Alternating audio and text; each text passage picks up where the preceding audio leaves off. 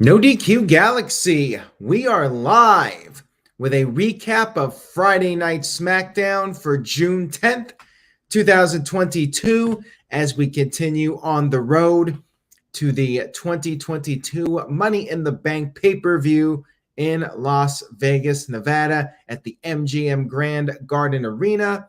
Shout out to everybody watching this, whether it's live or on demand. I appreciate your viewership and support. Now, with that being said, let's get right down into the recap.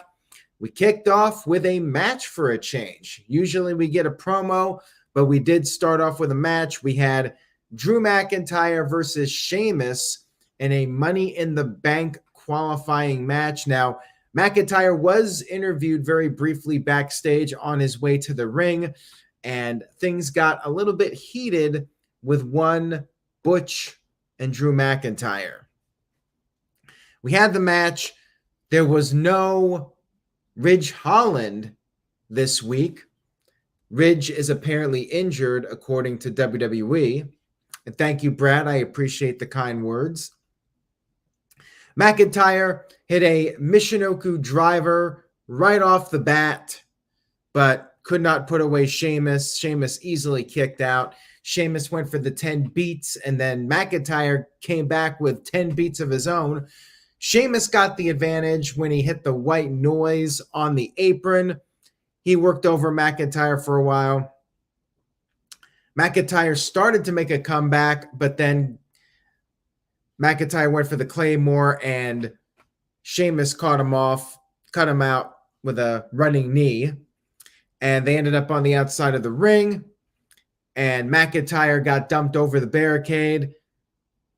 They both went for steel chairs, and then they ended up being disqualified, both of them, double DQ. They swung the chairs at each other, so the referee DQ'd them. And they were on the verge of getting counted out anyways. They were like at 9 when this happened. So yeah, no winner here.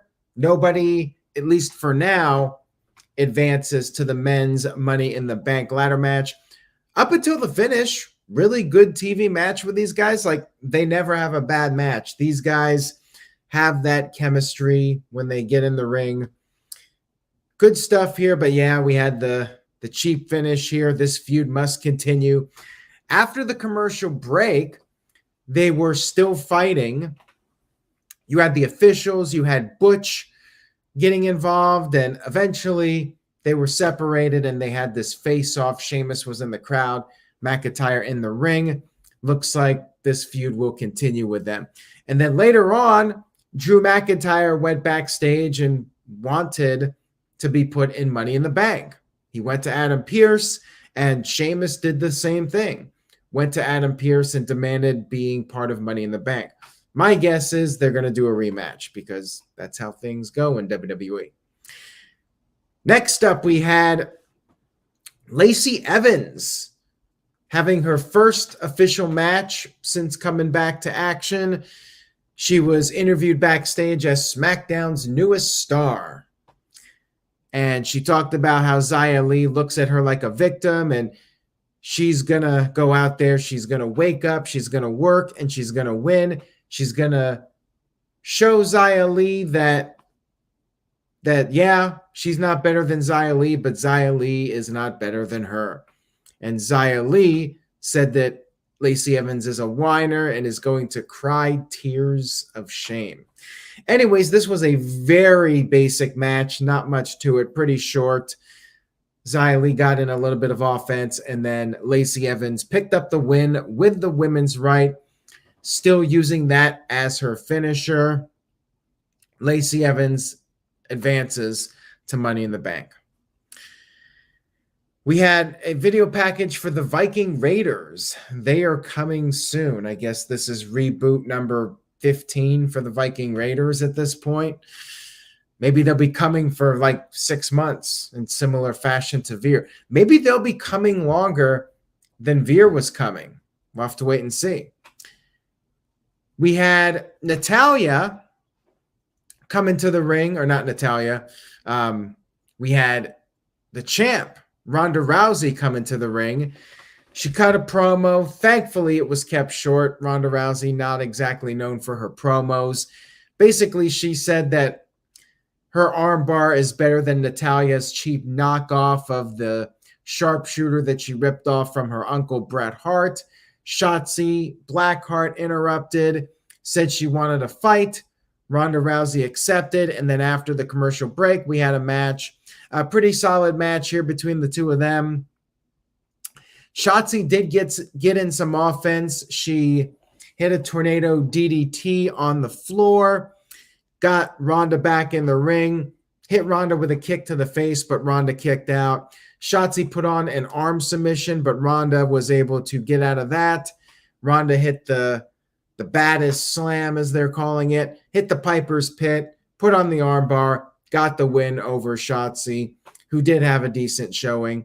And then afterwards, Natalya jumped Ronda Rousey from behind, put on the sharpshooter, and backstage, the trainer was checking on Ronda, wanted to put ice on her knee, but Ronda was refusing. I still do not care about this match, Ronda Rousey versus Natalya, Money in the Bank. I mean, I'm ready to see Bayley versus Ronda Rousey. Do not care about seeing Natalya go for the title whatsoever. Like, if they were going to have a filler opponent for Ronda, should have been Shayna, as I mentioned last week. Next up, we had the Intercontinental Championship match. Gunther challenging Ricochet for the championship. Gunther has new music again. They keep changing his music. This one seemed pretty generic. It was like your basic rock song with some choir sound effects, like very basic stuff. His theme music just keeps getting worse, in my opinion. Like, the last one I was starting to get used to, and I thought it was a decent knockoff of his first theme. And this one's even more generic, in my opinion. Gunther versus Ricochet for the Intercontinental title. Gunther used his power early, was chopping Ricochet around. Ricochet tried to get some momentum going, but he got hit with a boot. Ricochet eventually countered the power bomb with a roll through and almost got the win. And then Gunther turned him inside out with a lariat. Ricochet started to make another bit of a comeback. And then Ludwig came in for a distraction. However, Ricochet kicked him. Ricochet kept going. He hit a standing shooting star press, but Gunther kicked out. Ricochet went for the 450, but Gunther got out of the way. And then Gunther caught Ricochet with the drop kick and then hit the power bomb. 1, 2, 3. Brand new Intercontinental champion. No surprise here, but I think definitely the right call. Let's see if we can get some prestige back to this Intercontinental title. Hey, maybe we could have Cesaro return at some point and challenge for the IC title. That would be a hot feud if they did that.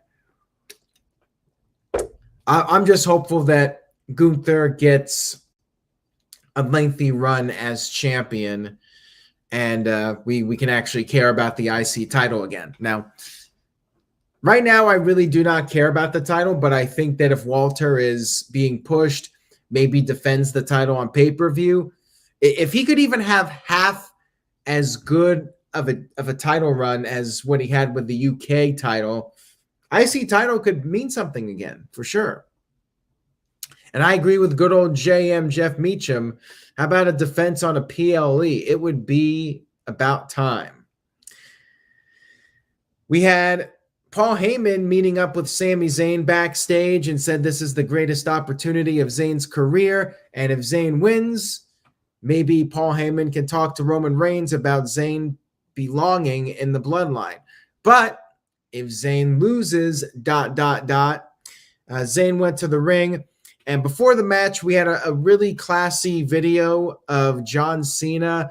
There was this woman and her son who has Down syndrome.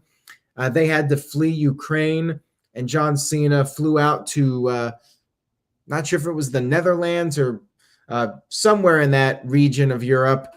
And Cena met with this young man and his mother. Really cool stuff here. John Cena is, always doing these awesome things, and he should be back soon. He's coming back to Raw in a couple weeks and probably facing Austin Theory. Looking forward to that. And then we had some footage shown of what happened last week with the Usos versus Riddle and Nakamura. And then finally, we had our main event, but they did get a good amount of time for this main event. And we also had some segments hyped up for next week, a last laugh match with Corbin and Madcap Moss. They're doing another one. And I guess next week, it was supposed to be this week, Max Dupree will introduce his first male model, whatever the hell he's doing. Anyways, very good main event here with Riddle and Sami Zayn. Riddle tried to put away Zayn early. Zayn went to the outside, as he tends to do. And Zayn ended up taking down Riddle on the outside. And at one point, Riddle tried to go up on the top. He got knocked off, was almost counted out, got back in at 9. Zayn then started mocking Randy Orton, doing the draping DDT. And he was going to go for the RKO on Riddle, but Riddle was able to hit him with a knee. Riddle hit the power slam, DDT, and was going for the RKO, but Zayn countered that with the Blue Thunder Bomb, and then Zayn scored the victory over Riddle. I'm kidding, guys. The Blue Thunder Bomb never wins a match for Sami Zayn. And then Paul Heyman was yelling. He was at the commentary desk, by the way. Paul Heyman was yelling at Zayn to stay on Riddle. Zayn went for the haluva kick, but Paul Heyman, he's a veteran. Zayn waited a little bit too long to go for it, and he got hit with an RKO out of nowhere. And we have a man who will now go on to face Roman Reigns next week. They're not doing the match at Money in the Bank. They're doing it on next week's SmackDown. At least Roman's defending the title. I guess that's better than nothing. I would have preferred to have seen this on the pay-per-view or the premium live event, but you know what? I get it. Money in the Bank's already sold out. People go for the ladder matches, and they're trying to get the SmackDown television viewership up, whatever. So that's what they're doing. And Building Nexus with a $2 super chat, thank you for that, says, Sammy for Money in the Bank would be a great story. That's the only thing he's got going for himself now. Maybe he can be in it to prevent somebody like Drew McIntyre from winning. Maybe Sami Zayn wins Money in the Bank and forfeits it over to Roman Reigns, and that's the only way he gets in the bloodline. Perhaps they could be doing that storyline, because now Zayn's in a lot of hot water with Roman Reigns. Jeff Meacham Network sent in a $2 super chat. Says, new content at Casa D18 Studios all weekend. Monday equals dads. Check that out over at Jeff Meacham Network. And I believe JJ Williams will be on the No DQ review coming up very soon. Maybe next Thursday night. We've been talking about that, changing up the lineup, getting some different people on the review.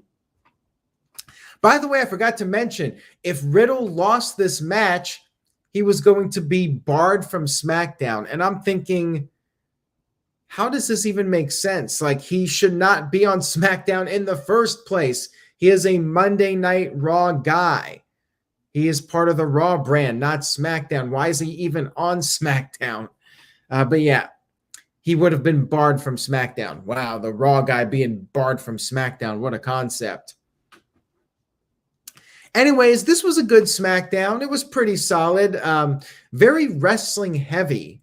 They barely had any promos on this show. Like Ronda Rousey, I think, was the only in-ring promo. We had some pretty long matches. It was a good show, though. You did build up something for next week. You're starting to build up Money in the Bank. So it was solid. I would probably go with a B-. Not a great show, but fairly enjoyable. And looking forward to next week. Next week should be a pretty big deal with the Max Dupree stuff, Madcap Moss and Corbin, whatever. But the Roman Reigns Riddle match, when Roman Reigns does wrestle, it's a big deal.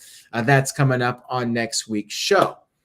And I would say it's somewhat recommend. I mean, really, you can watch the main event and watch Gunther capturing the IC title. Those were probably the two key moments of the show. And Sheamus and McIntyre was good, but in the end, nothing was settled, and they're probably doing another match. So don't necessarily need to go out of your way to see it, in my opinion. So that's it, everybody. Thank you all so much for tuning in tonight. I really do appreciate it. If you enjoyed the video, of course, give it a like and spread the word.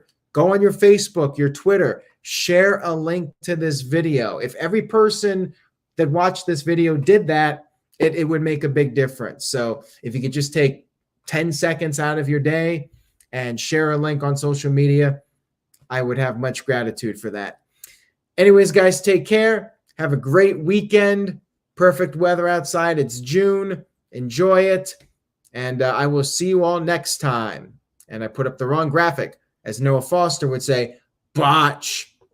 But yes, say yes to NoDQ.com. And I will see you all next time.